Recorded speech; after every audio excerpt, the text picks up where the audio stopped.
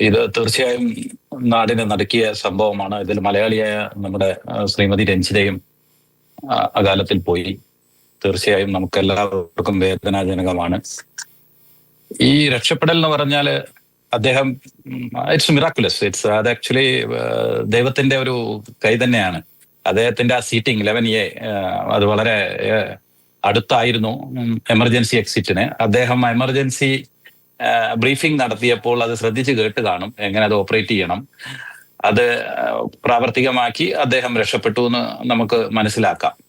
പിന്നെ ദൈവകൃപ കൊണ്ട് മാത്രമാണ്. അല്ലെങ്കിൽ ഇത്തരം ഈ ഒരു മഹാദുരന്തത്തിൽ നിന്ന് രക്ഷപ്പെടാൻ യാതൊരു സാധ്യതയുമില്ല. കാരണം 55 ടൺ ഫ്യുവൽ ആയിരുന്നു ആ എയർക്രാഫ്റ്റിൽ ഉണ്ടായിരുന്നത്.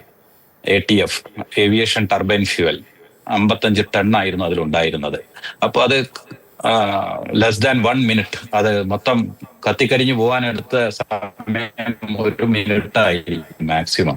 അപ്പൊ അതിൽ നിന്ന് അദ്ദേഹം രക്ഷപ്പെട്ടിട്ടുണ്ടെങ്കിൽ തീർച്ചയായും അത് ദൈവത്തിന്റെ കൈകളാണ്.